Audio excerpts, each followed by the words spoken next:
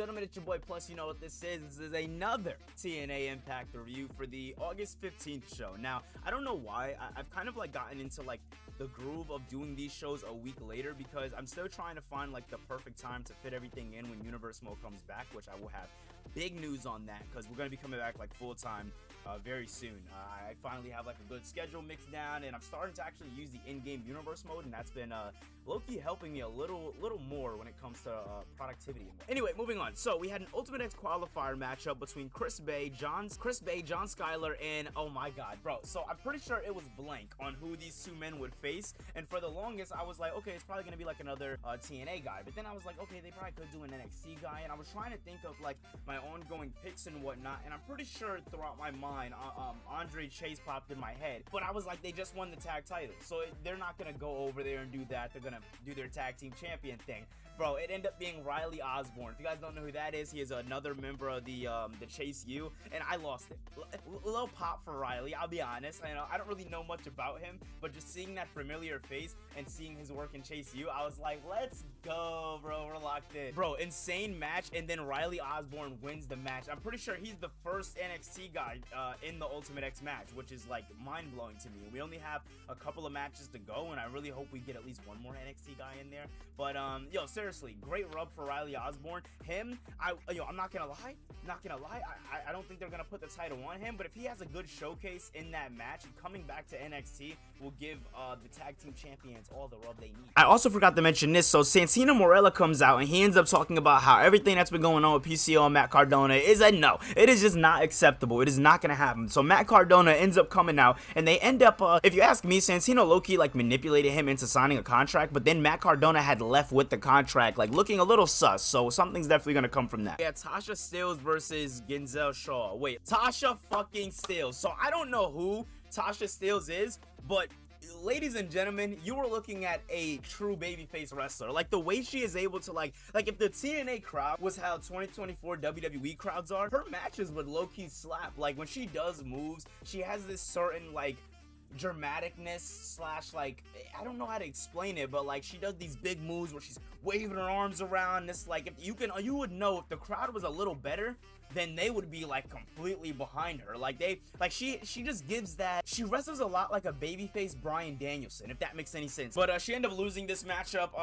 Ginzel Shaw, she ended up winning. She's a decent wrestler. I didn't really know her too much, but I'm still starting to get to know the knockouts division nowadays. So from what I see, she worked good. Bro, the best match on the card, I almost forgot to commentate on, bro. Okay, so we seen our boys, you feel me, the System, and the System came out and they basically let it be known that they the top dogs. They not going anywhere, nothing's gonna stop them. They standing up. And obviously this was a one-on-one match between Moose and your boy Santana, and this shit went crazy. Okay, these men beat the absolute dog shit out of each other, but in the end, obviously the System does what the System does. Right when it seems like Mike Santana is on top, the System comes out of nowhere and they attack him. But still, if we talk about what happened throughout this match, seriously good match. I want to see these two men go at it again. Hopefully we get the second match, third, not too sure how many times they faced each other, but hopefully we get it at Emergence. But this is the ending of it. We end up seeing the entire Emergence beat him up. But this is what I talk about. This is the shit that I talk about.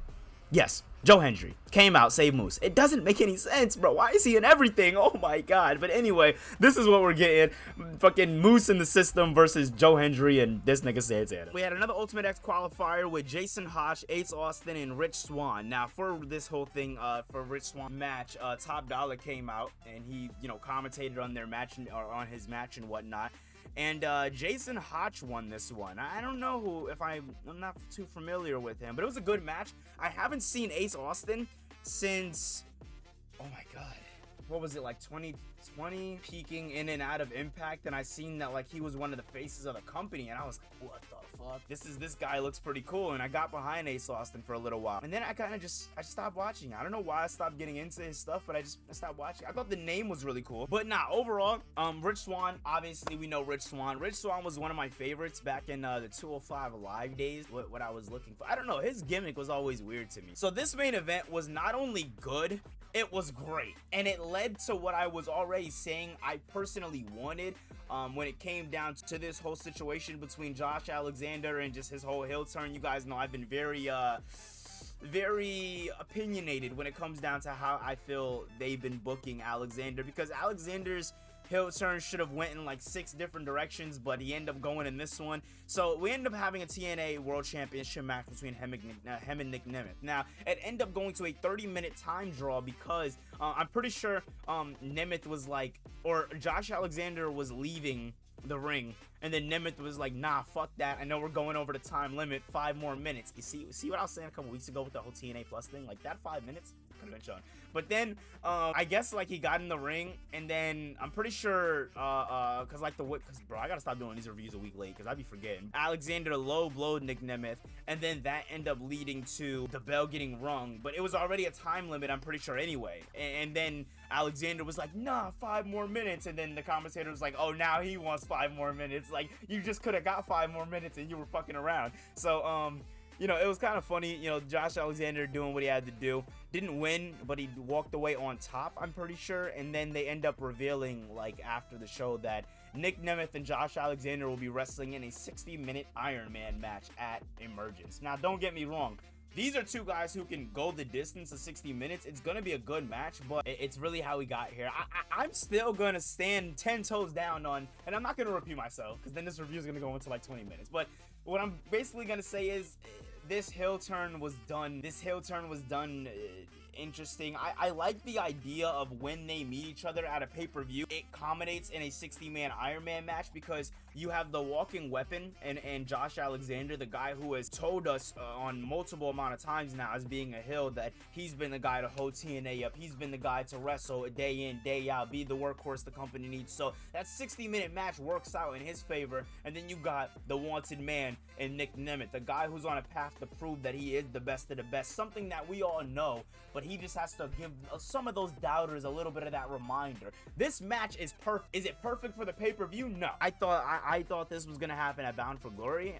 It would have made more sense for this to happen at Bound for Glory, if you ask me. A lot of people were like excited too, because you know Joe Hendry ended up winning the match last night, and he's gonna be facing what's his name, fucking All Ego, Ethan Page at the No Mercy pay-per-view, which is gonna be a good match. Man, they're gonna do what they want to do. Emergence should have been no DQ. Josh Alexander versus Joe Hendry. Joe Hendry should have beat Alexander, and with this in mind, that obviously like he was gonna be going to NXT soon, which is something that still hasn't been like said.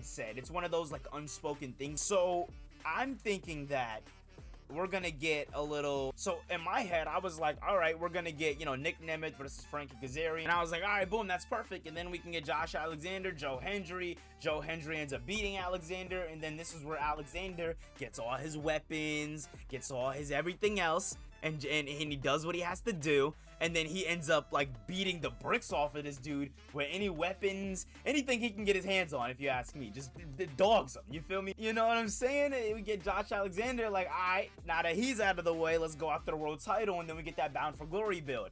And you know, you had this guy Frankie Kazarian saying that like, you know, he went the distance in the 6-man match at Slammiversary, and it should be like him going against you know, Nemeth, my bad.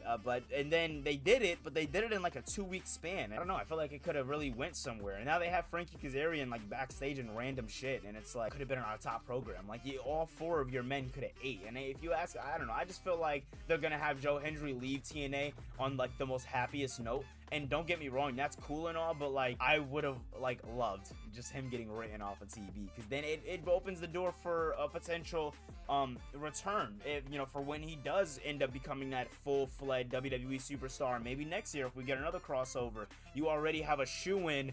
Josh Alexander invades NXT and takes down the NXT champion Joe Hendry, and we get that second match. Boom, right there. It's just, it was written, bro. It was there, bro. And it's just, I don't know, NXT, they don't really, or not NXT, but TNA, when it comes to like, you know, future-proofing, it's not existent, unless you're Jordan Grace. So I don't know. Love you guys so much. I will see you in the next video. This was fun, a little on the shorter side for reviews, but I'm cool with that because we've been hitting you with the long reviews a lot lately. So yeah, love you guys so much. Peace.